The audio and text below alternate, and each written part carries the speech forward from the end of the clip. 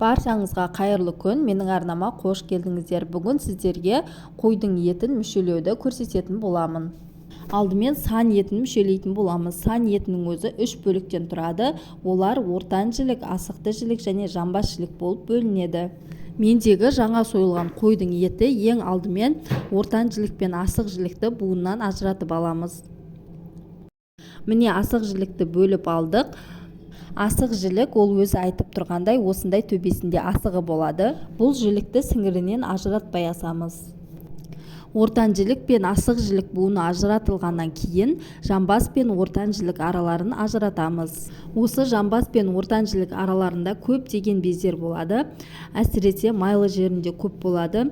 Бұларды міндетті түрде бездерін алып тастауымыз керек. 12 жіліктің ішіндегі ең тәбелісі деп саналатын жамбасты мына шұқырына қарап тануымызға болады. Мұны қазақта ұршық деп те атайды. Жамбас майсыз қуыс емес жіліктен тұрады, бірақ құйрық майдың кішкене бөлігі осы жамбаста болады. Жамбасты қазақтар ең сыйлы деген қонақтарға ұсынатын болған. Осындай майлы жерлерінде ұсақ бездер өте көп болады, солардың барлығын алып тастаймыз. Еттерін кішкене осып жібереміз, сол кезде тұзымыз етке жақсы сіңіп, етіміз дәмдірек болады. Қазақ халқының ежелден күн көрісі мен тіршілігі осы 4 түлік малға байланысты болған. Ол сойсаң азық, кисең киім, мінсең көлік болған. Осы 4 түлік малдың біріне қой жатады. Қазақтың шілдеқана тойынан бастап барлық дәстүрлерінде қой сойылған. Қазақ халқы қазіргі таңда да осы дәстүрді ұстанады. Бұл ортан жіліктің сүйегінің ішінде өзінің майы болады. Өзі сондай етті, ортасы қуыс болып келеді. Сан бөлігінің біраз еті осы ортан жілік болады. Және бұл жіліктің ортасында бездер өте көп болады. Сол бездерін барлығын алып тастап, етті жерлерін осамыз. Осымен жамбас, ортан жілік және асық жілігімізді жілік-жілігімен ажыратып алдық. Осымен біздің сан етіміз дайын болды. Енді қол етіне кірісеміз. Қой етінің екінші бөлігі қол жілік деп аталады.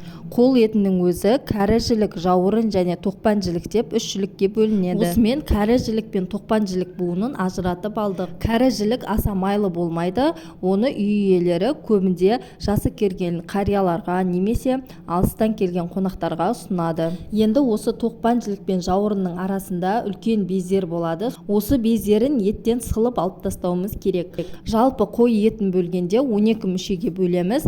2 жамбас, 2 ортан жілік, 2 асық жілік, 2 тоқпан жілік, 2 жауырын және 2 кәрі жілік болып бөлінеді. Әр жіліктің табаққа тарту тәртібі бар.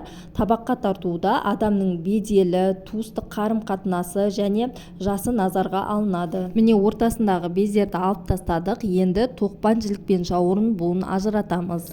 Құрметті көрермендер, осындай қазақ тілді каналдарының дамуына аз да болсын өз үлестеріңізді қосып, астыдағы подписация бөлімін басып, арнама тіркеліп кетіңіздер. Күн сайын сіздермен пайдалы әрі жаңа рецепттермен бөлісіп отыратын боламын. Төменгі комментарий бөліміне сіз қай қаладансыз, сіздер қой етін қалай мүшелейсіз, өз пікірлеріңізді жаза кетіңіздер.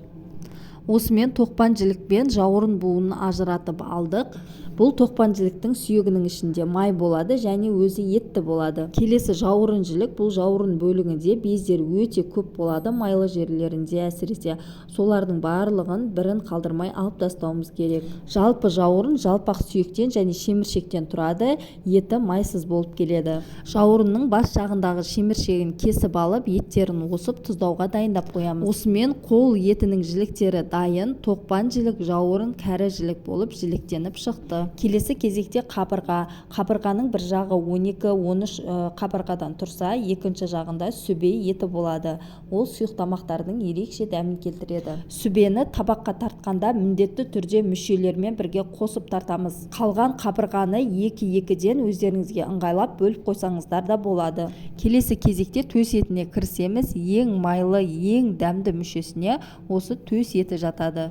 Оның үстіңгі жағы бір май, бір ет болып келеді. Майлы жері мен етінің арасын пышақтың көмегімен осылайша ашып аламыз. Төстен етін ажыратып алдық. Бұны төс етек деп атайды. Төс етектен де әртүрлі дәмдеуіштер қосып орама да жасауға болады.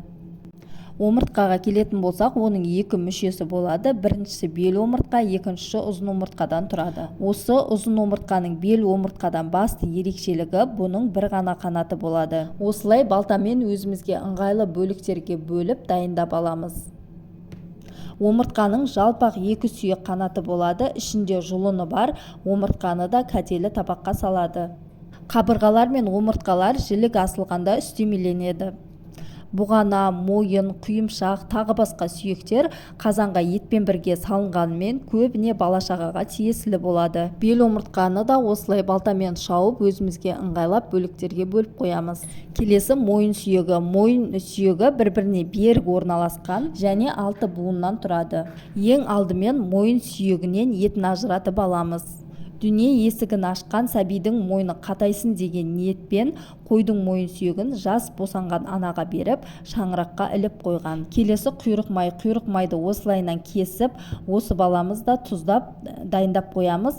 Табаққа тартқанда міндетті түрде құйрықтан кесіп, жылтыратып саламыз. Жалпы құйрық майды шыжғырып, майын сүзіп алып, тұмау, жөтел кезінде пайдалануға да болады. Яғни жөтелді басып, тамақты жібітіп, қақырықты сыртқа шығарады. Осы халық емін толықтай көргіңіз келсе, жоғарыда сілтемесі тұр, ашып қарап көрсеңіздер болады. Осымен қойдың етін 12 жілікке бөліп дайындап алдық. Егер мен берген ақпарат сіздерге пайдалы болған болса, арнама тіркеліп кетуді ұмытпаңыздар. Шалған құрбандықтарыңыз қабыл болсын.